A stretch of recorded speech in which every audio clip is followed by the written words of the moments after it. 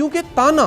کسی بھی انسان میں ڈاؤٹ پیدا کرتا ہے، اور بدترین تعلقات وہ ہوتے ہیں جو آپ کی خامیوں کو چراہوں میں جا کے بیان کرنے لگتے ہیں۔ بچوں میں جو کمپلیکس آتے ہیں، انفیریٹی کمپلیکس، ڈاؤٹ کرنے سے، تانا دینے سے آتے ہیں۔ تربیت کرنا بھی ایک کام ہے، جیسے دفتر جانا ایک کام۔ سر، ایک بدقسمتی سے ہمارے ہاں کلچر ہے تانا زنی کا، تانا بہت زیادہ دیا جاتا ہے۔ حدیث مبارکہ ہے، جو شخص اپنے مسلمان بھائی کو کسی ایسے گناہ کا تانا دے گا جس کی وہ توبہ کر چکا ہے، تو وہ شخص اس وقت تک نہیں مرے گا تب تک وہ شخص اس گناہ میں مبتلا نہ ہو جائے۔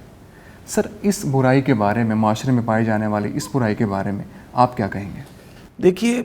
بدقسمتی، دیکھیے یہ جو ٹاپک آپ نے چھیڑ دیا اور جو سوال مجھ سے پوچھ لیا کہ تانا زنی کیوں اتنا بڑا گناہ ہے، بدقسمتی دیکھیے کہ ہم پریچ کرنے والے، مبلغ، پریچرز، ممبر، سپیکرز، مقررین اتنی نصیحتیں کرتے ہیں۔ آپ کے کانوں نے جو زندگی میں کم سے کم نصیحت سنی ہوگی نا، وہ اس موضوع کے حوالے سے سنی ہوگی۔ کتنی عجیب بات ہے، اتنا سنجیدہ موضوع، اس پہ ہمیں نصیحت ہی نہیں ملتی، جبکہ دین کے احکام موجود ہیں، قرآن میں آیات ہوں، سرکار دو عالم صلی اللہ علیہ وآلہ وسلم کی احادیث مبارک ہیں، اس پہ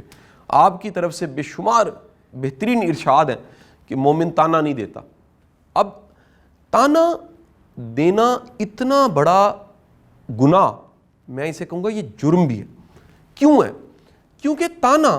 کسی بھی انسان میں ڈاؤٹ پیدا کرتا ہے۔ یاد رکھیے گا، ڈاؤٹ، سیلف ڈاؤٹ، اپنے آپ پہ شک،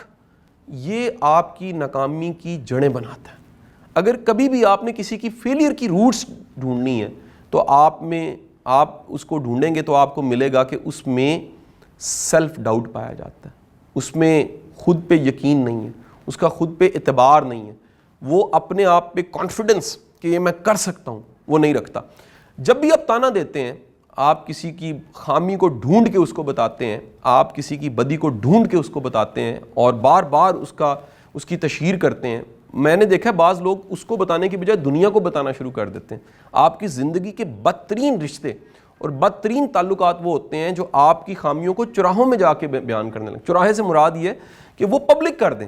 بہترین آپ کی زندگی میں دوست وہ ہے، آپ کی زندگی کا محسن وہ ہے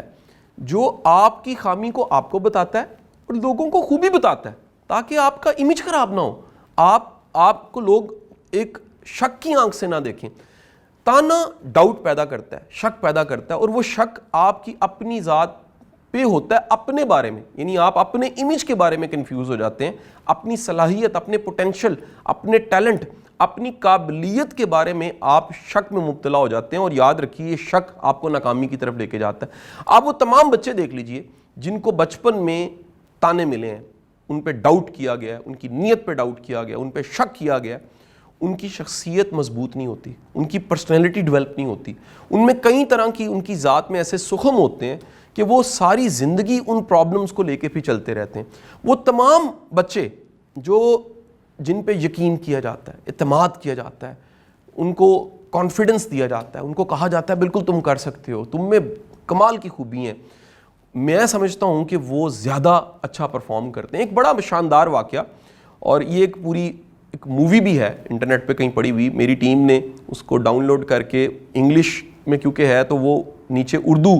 اس کی کیپشن ساری چلا دی ہے۔ وہ ایڈیسن کی کہانی۔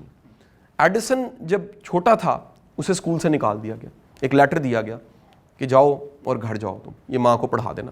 اس کی ماں نے وہ لیٹر، سامنے ایڈیسن بچہ بیٹھا ہوا ہے، وہ لیٹر پکڑا، وہ پڑھا، اور اس لیٹر پہ جو لکھا تھا اس نے پڑھ کے یہ سنایا، ایڈیسن بیٹا اس پہ لکھا ہوا ہے کہ آپ کا بچہ بڑا قابل ہے، بڑا ذہین ہے، وہ اتنا فتین اور ذہین ہے کہ اسکول بڑا پیچھے ہے، آپ کا بچہ اس سے بہت آگے ہے، لہٰذا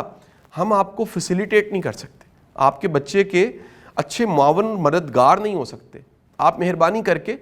اپنے بچے کو خود پڑھا لیجئے۔ لہٰذا میرے بچے خط بند کرتی ہے اور وہ تھپکی دے کے کہتی ہے میں تمہیں خود پڑھاؤں گی کیونکہ تم بہت قابل ہو، اسکول تمہیں اچھا نہیں پڑھا سکتا، اسکول بہت پیچھے ہے۔ یہ کہنا تھا۔ ایڈیسن جب بڑا ہو گیا، اتنی ایجادات، تقریباً 1249 ایجادات، پرانے کتابیں، رسالے اور میٹیریل میں سے وہ خط مل گیا، وہی چٹھی، وہ اس کو کھولتا ہے، پڑھتا ہے، اس کی آنکھوں سے آنسو گرنے لگ پڑتے ہیں، اور وہ کیا کہتا ہے، اوہو، اصل میں خط میں تو کچھ اور لکھا ہوا تھا۔ خط میں کیا لکھا ہوا تھا؟ ہاتھ میں لکھا ہوا تھا آپ کا بچہ انتہائی کنزین، انتہائی نالائق اور خبتی ہے، وہ تو سیکھ نہیں سکتا، اس کے پاس تو لرننگ کی کوالٹی کوئی نہیں ہے، لہٰذا اس کو گھر لے جائیں، ہم نہیں پڑھا سکتے۔ ایڈیسن کی ماں سمجھدار تھی، اس نے ڈاؤٹ نہیں کیا۔ وہ سیلف ڈاؤٹ، وہ تانا جو اس وقت اگر ایڈیسن کو ملتا تو اتنا بڑا انسان جس نے بلب بھی بنایا، اتنی ایجادات بھی کی، وہ کبھی دنیا کے سامنے نہ آتا۔ اس نے وہ لیٹر کہیں سنبھال لیا اور ایڈیسن نے اس لیٹر کو پڑھا اور اس کی آنکھوں میں محبت سے اور اس سرشاری سے وہ آنسو تھے کہ کاش دنیا کی ہر ماں کو یہ سبق مل جائے کہ وہ اپنے بچے پہ ڈاؤٹ نہ کرے، اس کو تانے نہ دے، اس کو مجرم نہ بنائے۔ میں یہاں تک کہتا ہوں بچوں میں جو کمپلیکس آتے ہیں، انفیریٹی کمپلیکس، ڈاؤٹ کرنے سے، تانا دینے سے آتے ہیں، وہ بچے جو نیل بائٹنگ کرتے ہیں، میں آپ کو اعلانیہ کہتا ہوں، ان پہ ڈاؤٹ کیا جا رہا ہوتا ہے، ان کو سنب کیا جا رہا ہوتا ہے، کوئی ان کی انسلٹ ایسی کر رہا ہوتا ہے، وہ چھپنا چاہتے ہیں، وہ بچنا چاہتے ہیں، اور وہ اس بچنے کی وجہ سے وہ اپنی اس انگزائٹی کو، ایسا بچہ کبھی بھی سیدھا نہیں بیٹھے گا جس کا کہہ لیجیے اسٹیم ہائی نہیں ہے، وہ ڈاؤن بیٹھے گا، وہ کندھے نیچے کرے گا، وہ اپنے ہاتھ اندر کو کرے گا، وہ اپنے پیر پیچھے کو کر لے گا، وہ جھکائے گا اپنے آپ کو، اس کی باڈی لینگویج بتائے گی کہ اس کی اسٹیم لو ہے اور کسی نے اس کو سنب کیا ہوا ہے، کسی نے بہت ڈانٹا ہے، بہت جھاڑا ہے اور اس کے اندر ڈاؤٹ پیدا کیا ہے، تم کچھ نہیں کر سکتے، تم بالکل نالائق ہو، تم کسی قابل نہیں ہو۔ میں سمجھتا ہوں کہ یہ بچے پہ ظلم ہے۔ اگر ماں باپ کو یہ پتہ لگ جائے یہ کتنا بڑا ظلم اور ستم آپ کرتے ہیں، بچے پہ شک کر کے، تانا دے کے، ڈاؤٹ پیدا کر کے، آپ اللہ سے معافی مانگیں۔ اللہ نے آپ کو شاہکار دیا ہے، یہ آپ کی وہ زندہ کتاب ہے جس کی تصنیف آپ نے کہیں نہ کہیں کی ہے۔ اس تصنیف کو آپ دنیا کے سامنے پیش کریں گے۔ اگر یہ نیک اولاد ہے، خیر کی اولاد ہے، صدقہ جاریہ ہے، قبر میں یہ آپ کے لیے صدقہ جاریہ چراغ بنے گا۔ لیکن اگر یہ بچہ آپ کا اپنا بچہ یہ معاشرے کو نقصان پہنچاتا ہے، اپنے سے جڑے لوگوں کو نقصان پہنچاتا ہے، فائدہ مند انسان نہیں بنتا، تو بھائی آپ کو اللہ نے ایک موقع دیا تھا ایک صالح اولاد بنانے کا، اس کی تربیت کرنے کا۔ اس میں ایک اور بھی چیز ایڈ کرتا جاؤں، میری زندگی میں جتنی بھی کالز اور جتنے بھی کاؤنسلنگ کے کیس ایسے آئے ہیں جس میں کسی نے کہا جی ہمارا بچہ بڑا گستاخ ہے اور یہ دیکھیں جی ہماری بڑی انسلٹ کرتا ہے اور یہ کیسی کیسی لینگویج استعمال کر دیتا ہے اور یہ دیکھ، سر میں آپ کو ایک بڑی پکی بات بتا دوں، بچے کو گستاخ آپ خود بناتے ہیں، آپ کو پتہ نہیں لگ رہا ہوتا۔ اگر آپ کو یہ پتہ ہی نہیں لگ رہا آپ